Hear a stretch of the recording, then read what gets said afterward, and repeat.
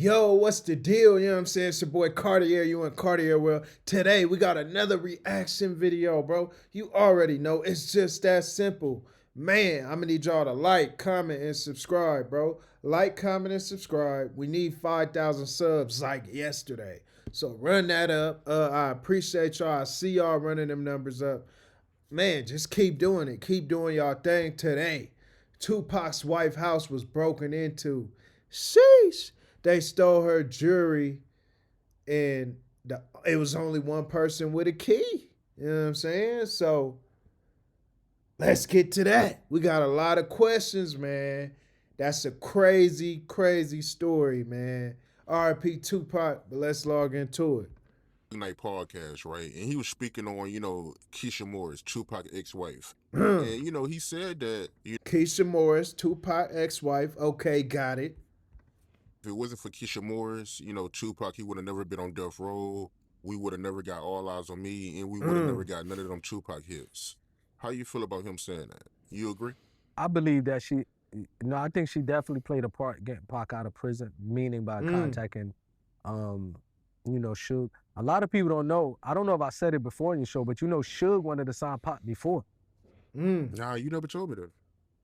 So Suge wanted to sign Pac when Pac was rolling with Thug Life. They was mainly Crips at that particular time, and he was rolling with Psych, the Thug Life crew, the Rolling 40s, Micah Dosh's Rated R, and he ran into Suge one time at Interscope, and Suge wanted to sign him then. And even Suge said a long time ago in the interview that Pac was kind of why he wasn't ready then. So Suge always respected Pac, even before he went to death row, you know what I mean? So, and I guess and Pac always knew that if he was ever in that tight spot, because I believe Pac did a song one time on one of Suge, what is it for the movies? Yeah, soundtrack. The soundtrack. So he did a soundtrack, and Pac Above the Rim. Above the Rim, and that's the most Pac ever got paid for a song. Wow. Back then, Suge broke him off a lot of money, so he always had a lot. So it's good to see that Suge had that respect for him before he actually started his real business with him. Like, that's kind of hard, you know what I'm saying? It's good to see that he kind of like watched Pac go from a rookie to a vet, you know what I'm saying? He turned him into that beast, that vet. He helped produce it, like, he kind of was like an A&R in a sense. At least being along the journey, like seeing him at this point, and then he ended up evolving into the great Tupac we know. So that's hard, man. That shows a lot. And says a lot about Suge and his eye for talent. I wanted to sign Suge Pac before, but it just didn't happen. So I do believe Keisha reached out. Keisha was, Pac trusted her. Now he really, really trusted her. She used to handle a lot of his affairs. So I'm sure when he said that, it was true. Definitely. I remember that. Yeah, definitely. Sheesh. With Keisha Moore's, right? Shout out just to out Keisha. Of curiosity, how was she as a person? Did you have any kind of, interaction with her or no? Of course, we used to stay in an apartment with Pac. Like, she used to live, I believe it was in Harlem.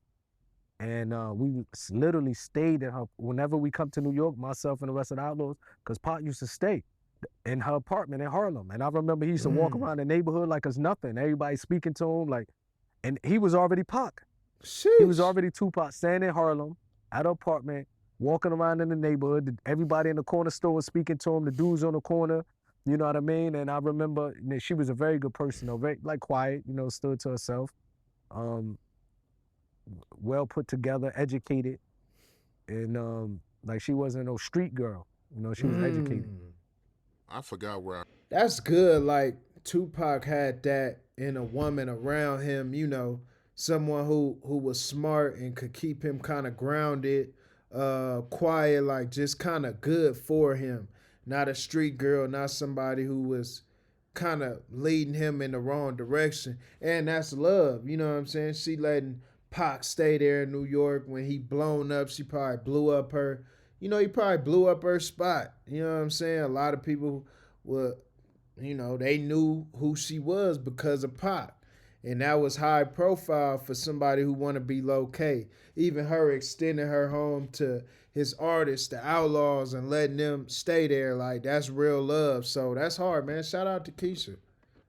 It's from, man. But I want to ask you, is it true that somebody broke in Keisha Moore's house? You heard anything about that? Yeah, so when Pac got shot, you know, when he got shot in New York, a lot of strange things started happening.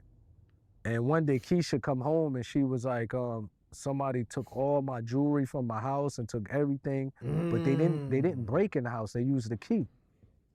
So Pac confused because Pac said the only person I gave a key to the house was Big Stretch. So Pac was like confused. He really was like, I really don't know what, you know what I mean? Like, I believe he, you know, at that particular time, I don't know if he fell out with Stretch yet, but I think all of this started adding up to when he started falling out with Stretch, because he looked at it like, I don't know if Stretch told him he lost the key but somehow Pac like, he don't know how all his jewelry and stuff was missing without somebody breaking in the house and they used the key. So he ain't no telling who it was. You know, we don't know. You know, we don't know if the only person who had the copy was Stretch, besides the landlord or anyone else. But this is what Pac started becoming confused and like, you know, something. See, if y'all don't know, around this time when Pac got shot in New York, he got shot because of Jimmy Henchman. He owed Jimmy Henchman money, and he was like, I'm not paying up, basically. Like, nigga, I'm Pac. Straight up. So he was in New York working on a record for Jimmy Henchman as a payoff, but Jimmy set him up to kind of get dealt with, and he ended up getting shot in the process. So we don't know. Maybe Stretch was working with Jimmy Henchman and kind of backstab Pac. You know what I'm saying? Because that's who Pac owed back then. He, you know, and Jimmy Henchman like, all right, I'm gonna get my bread one way or the other. Not too, you know, it wasn't too much noise or too public with it wasn't breaking windows and breaking in. It was more so like, okay, we using a key to get in. This was a planned act. So we don't know who backstabbed him and crossed him, but he did owe Jimmy Henchman at the time, and maybe Jimmy felt like he was getting what was his. Not adding up. Yo, that's crazy. So they had the key? I thought they broke in, so they had the key and they just went inside the house? Yeah, somebody went inside the house with the key, used the key, and stole all her jewelry and you know, like stuff that she had, valuable belongings and stuff like that. And it was crazy because imagine, you know, Pac just got shot, and I don't know if he was in jail at that particular time. I really forget, but he might have been in jail. He might have been in jail, and when we went, he might have told us when he was in jail, you know, that just had happened.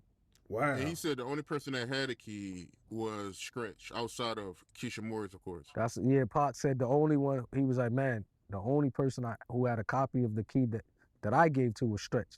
Wow. And we don't know if somebody else had a key, the landlord was, you know what I mean, or somebody else. Good point. But this is what Pac told us. Yeah, that's scary, man. Imagine if somebody trying to kill you or something, and they got it that easy where they got your key and they can just come in your house and it's lights out. Yeah, that's why he, even when he got shot, he never went back to Keisha's house. You know, he stayed in, he went to like Jasmine Guy house. When he checked himself out of the hospital, Pac got shot the same night he was out of the hospital. He went to Jasmine Guy house. Wow. And then from, you know, the days he wasn't at Jasmine Guy house, he used to go from hotel to hotel. But he never went back to Keisha's house and it might have been because of that. See, I don't know the time. I can't really put the time, like the exact timing. Was it before he went to jail, or, you know, before you know, or after he went to jail? But I know he was confused because he was like, man, who else went into a house? Man, that's why he was paranoid. So when you hear him saying, I'm paranoid, I can't trust my homies, he meaning like people like that who was around and he don't know where it's coming from.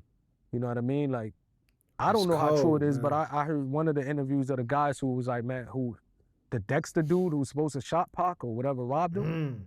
And he was like, man, how do you think we knew when he was coming in and not? He's like, man, it was somebody on his team that was telling us. You know what I mean? He said Stretch was doing it. So when you hear these things, you know what I mean? It just like, wow, bro. So Pac, you know what I mean? We were saying he was paranoid. We were saying he tripping. But at the end of the day, he knew things that, like, you know, he knew these things that was coming up to him. So he felt like a certain way. I know other people, you know what I mean, might not believe that. You know what I mean? Like, some people might even, they might believe, nah, we don't think Stretch will ever do that. Like other brothers, other people that was close to the Pac at that same time. But now you have an individual who robbed Pac and said this. Sheesh. So that made that scary. Hey man, y'all let me know what y'all think, bro. You know what I'm saying? That's kind of crazy, bro. That's crazy.